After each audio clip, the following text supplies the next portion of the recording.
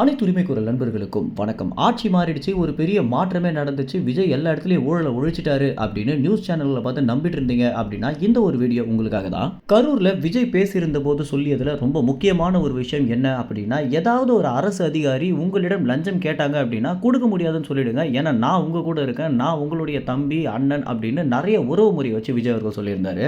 இதை பார்த்த நிறைய தாவேகா நிர்வாகிகள் ஆரம்பிச்சு தாவேகாவுடைய ஆதரவாளர்கள், விஜயோடைய ஃபேன்ஸ் எல்லாருமே பார்த்தீங்கன்னா எங்க அண்ணன் பாத்தியா ஊழலே ஒழிச்சிட்டாரு, ஊழல் கேட்கக்கூடிய அதிகாரிகளிடம் இவ்வளவு துணிச்சலாக பேச சொல்றாரு அப்படின்னு ஒரு போலியான மாய வலைக்குள்ள நீங்க மாட்டிருந்தீங்க அப்படின்னா உண்மையிலேயே இந்த திருநங்கை பேசுறத பாத்தீங்க அப்படின்னா உங்க அனைவருக்குமே அப்ப நம்ம நியூஸ் சேனல்ல பாக்குற எல்லாமே பொய்யா அப்படின்ற ஒரு பெரிய அதிருப்தி ஏற்படும் அப்படின்னே சொல்லலாம். இந்த வீடியோவை முதல்ல முழுமையாக பாருங்க. இந்த திருநங்கை என்ன சொல்றாங்க அப்படின்றத கேளுங்க. வணக்கம், என் பேர் லோகேஸ்வரி. சென்னை கலெக்டர் ஆஃபீஸில் வீடியோ வேணும்னு சொல்லிட்டு இதோட ஒரு 10 மனு கொடுத்துட்டேன் சார். அந்த 10 மனுக்கும் பதிலே இல்லை.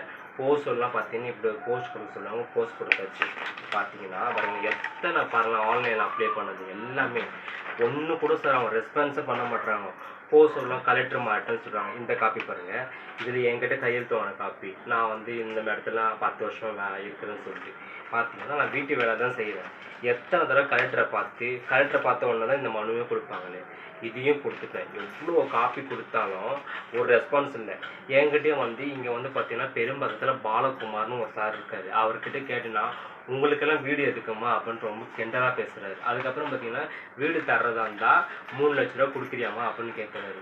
நான் செய்கிறது வீட்டு வேலை சார். நான் ஏதோ வேலைக்கு போய் சாப்பிட்றேன். இந்த வீட்டு வாடகை பார்த்தீங்கன்னா 3000 ரூபாய். இவ்வளோ கஷ்டப்படுறேன் சார். இப்போ இந்த லட்சத்தில் வேறு அவர் கேட்குறாரு, வாடகை வேறு ஏற்றப்போன்னு சொல்லியிருக்காங்க. வீடு போய் எதனா நம்ம கேட்டோம்னு வச்சுக்கோங்களேன் சார். என்னால் முடிஞ்ச ஒரு 50,000 தரேன். அலாட் இல்லாமல் நிறைய வீடு இருக்குது சார். அதுவும் நானே கனெக்ட் பண்ணி எல்லா ஃப்ளாட்லையும் ஏறி இறங்கி ஒரு நாள் லீவ் எடுத்து பார்த்துட்டேன். அப்போ கூட பார்த்தீங்கன்னா அதை போய் சொன்னோன்னா அதெல்லாம் அலாட்லாம் விழுந்துட்டுருக்கோம், வேலையை பார்த்துட்டு போ அப்படின்னு சொல்லிட்டு மூஞ்ச காட்டுறாரு.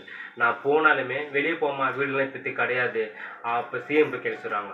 சிஎம் ஆஃபீஸுக்கு ஒரு தடவை போகணும் சார், விஜய் சார் பார்க்குறதுக்கு. அங்கே போனால் ஒரு போதனும் கிடையாது சார். திரும்பி தான் சார் வந்தேன். அவரை போய் பார்த்து 2 தடவை ஏமாந்தான் வந்து மிச்சம்.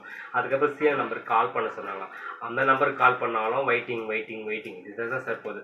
அப்புறம் டிவியை தொண்டர் கேட்கலாம். அவங்க எல்லாத்தையும் இன்ஸ்டாகிராமில் பார்த்து மெசேஜ் பண்ணால் ஒரு ரிப்ளையும் கிடையாது. ஆக மொத்தம் திருநங்கை வாழ்க்கை அரோகுரா தான் சார். இதனாச்சும் நீங்கள் பார்த்து ஏதாச்சும் ஒரு முடிவு பண்ணி எனக்குன்னு நான் இப்போதைக்கு வேலைக்கு போகிறேன், வீட்டு வேலைக்கு கை கால் நல்லா இருக்குது. இன்னும் கொஞ்சம் எனக்கு வயசாகிடும். அப்போ நான் எங்கே சார் இருக்குது? வாடகை என்னால் கொடுக்க முடியுமா? இப்பயும் 3500 வாடகை கேட்குறாங்க சார். நான் எங்கே சார் போகிறது சொல்லுங்க பார்க்கலாம். அதுக்கு தான் நான் உங்களுக்கு மெசேஜ் பண்ணினேன். நீங்கள் தான் எனக்கு புண்ணியமாக ஏதாச்சும் ஒரு நல்லதை பண்ணணும். நன்றி, வணக்கம்.